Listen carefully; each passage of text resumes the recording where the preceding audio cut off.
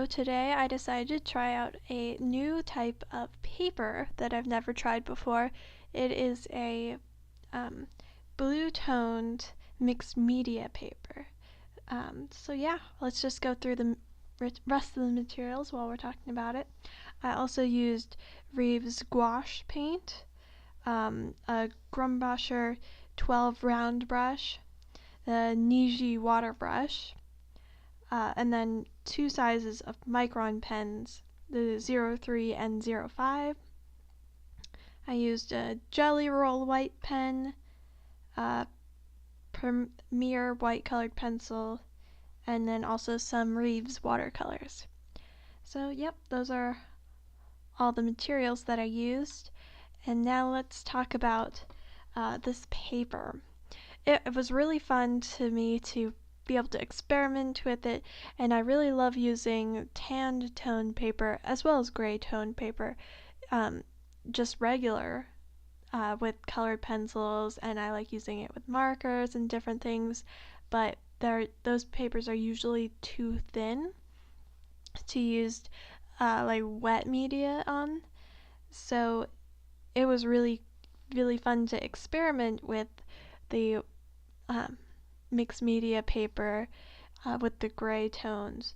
And then I decided to use the gouache paint, and I do not have a lot of experience with gouache. I definitely need a lot more practice. When I have used it in the past and when it just worked really well for me, it was really thick and I kept it thick. That helped me with my blending, and I was doing it in really tight areas, so I wasn't trying to fill up a large space with it at one time, which is what I was trying to do a lot of the time in this painting. So that was a really big challenge, and I had trouble figuring out the balance between too much water and too little.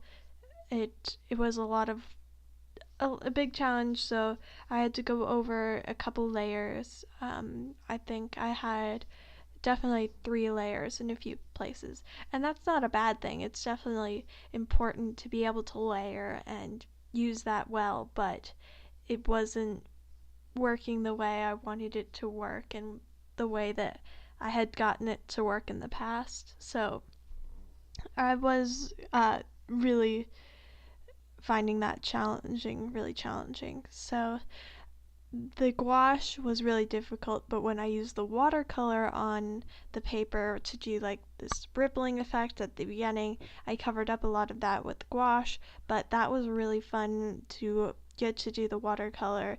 It went down really well. You could still see a lot of the color, but then the gray of the back pulled through and you could still see most of the gray. It was just like tinted, which was really cool, and I thought could be used for a really interesting effect in the future.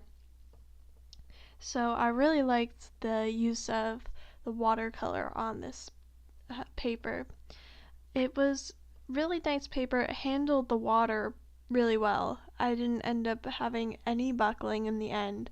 I think that it could have held a lot more water. I didn't use a lot of washes, just the one at the beginning, so I didn't really put it that much to the test, but I think it still could hold a lot more than I put on it. So that went well. And yeah, that's mostly all I have to say about the paper. I really liked it. I really enjoyed using it, and I'm really looking forward to coming up with some new ideas of what to use it for in the future. It was kind of difficult to figure out what I wanted to do with this paper, how I was going to incorporate the gray of the paper and not just cover it up, which is something that I do sometimes. If I want a background, everything gets covered up, or I just leave it white, and I didn't really want to do that either.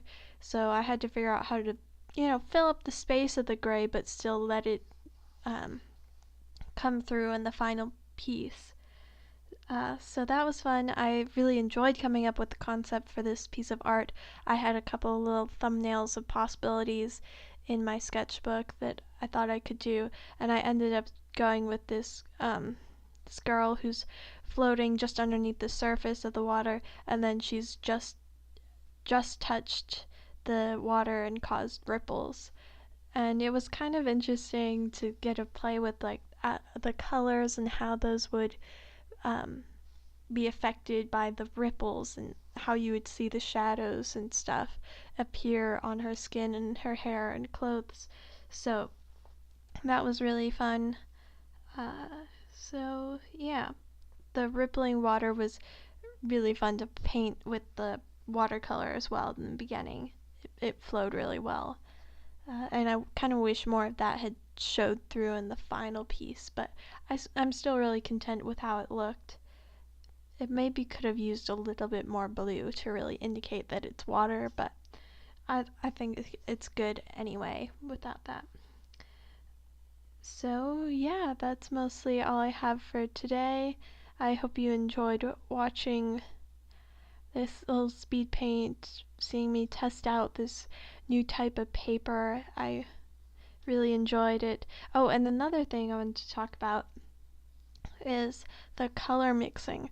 This is one of my favorite parts of just art in general, and I think this is part of why digital art is still kind of difficult for me, is that it's not as fun to mix colors. I love mixing colors in traditional art with acrylics, with watercolor, gouache, any of those, and then mixing a light and a dark and blending them together. It's so satisfying to see those two colors just run together and then make a completely smooth transition. I love that, and it's really fun to be able to make that happen, make it work. And I just love mixing colors and getting to make the perfect color, the exact color that you have in my brain come out onto the palette. Is really fun, and I definitely get absorbed a lot in mixing my colors when I'm doing my art, which maybe isn't the best thing. I get kind of distracted, and then I never want to throw out the paint on my paint palette because I've gone through all this work to make this color so perfect, but it dries on the paint palette and I can't use it, but I don't want to get rid of it. So I have a lot of paint palettes lying around that I still need to clean. But oh well, I just wanted to mention that the colors for this piece were really fun to mix, and it was really fun to do these cool blues and greens, and I wanted to make sure that the blue-green of the hair was echoed in the clothing, and that it didn't look out of place for any of the colors, but they also weren't all the same. So that was one of the pieces, the elements that I did a lot of thinking about and that I worked on in my sketchbook with my little thumbnails of ideas. So yeah, I really enjoyed this paper. I'm really looking forward to figuring out other pieces I can do with it. Hopefully I'll have enough imagination to do that. So yeah, this was really fun. It was a fun piece. Thank you so much for joining me and watching me do this art piece. So thank you so much for watching, and until next time, live life respectfully. Bye.